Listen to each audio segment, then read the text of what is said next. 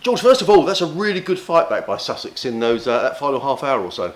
Yeah, I think Carson debut bowled exceptionally well. Wicket second ball always helps. I think the best thing for him, I think, was the confidence he brought straight away. I know Brownie was impressed that he wanted a man round and he just went with it. So yeah, great fight back. Good to get them 4 down in the end. So hopefully we kick on from there tomorrow. Quite interesting as well that he went to Ben Brown after the first ball that he bowled and clearly wanted a change in the field. I don't know whether that unsettled Weatherly, but whatever it was, it certainly worked. Yeah, definitely. I think Sauls has been brilliant with us and the spinners especially, working on fields and telling them to be aggressive and try and take wickets. So that's definitely installed in Carson. Hopefully we'll get a few more tomorrow. We don't know much about Jack Carson. What do you know about him, George? I know he works very hard. And he's a good bloke around the dressing room. Irish lad, clearly has put a lot on the line and sacrificed a lot to come over and try his hand at Sussex.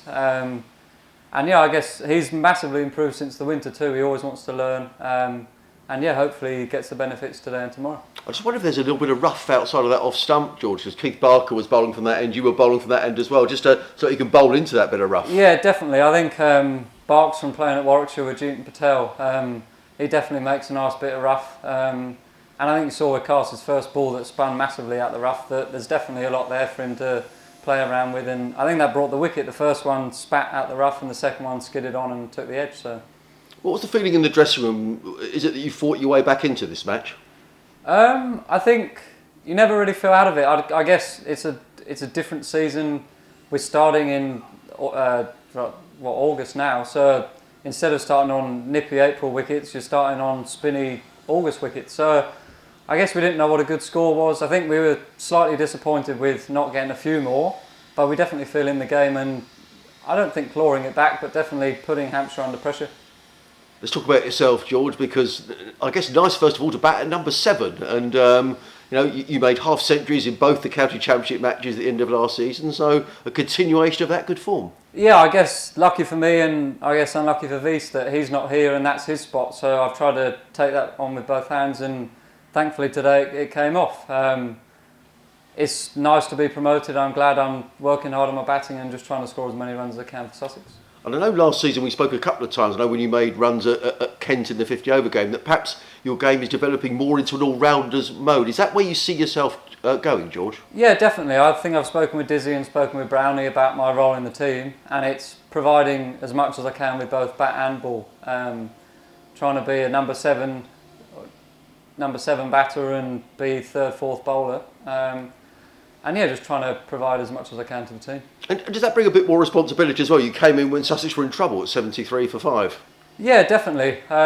Different feeling coming in 5 down rather than 7 down. I guess your role and your responsibility is slightly different, but it's a nice challenge to have. And yeah, I always loved batting with Salty, so that was a lot of fun. And then trying to help Carson and that when he came in, I thought he played really well. And yeah, it's a good role to have. And as I say, and also sort of batting with the tail a bit, because those runs were very important. A couple of big sixes off of Mason Crane as well at the end. Yeah, it's just trying to understand what your role is at the moment, trying to assess the situation, and knowing that okay, if I'm batting with Salty, then we can just bat properly, and still batting with 8 and 9 to just bat properly, bat time, just hit the bad ball. But then when number 10 and 11 come in, maybe try and up the scoring a bit, try and get a bit more of the strike and push the scoreboard up. You mentioned no David Wies here. Chris Jordan sadly out injured as well. So does this feel like an opportunity in this competition to really cement your place in this side, George? Definitely. I think I've been given more of a role and a responsibility to hold up my own both with the bat and ball. So I definitely see it as a good opportunity for me to cement my place in the 4-day team with both bat and ball and show what I can do.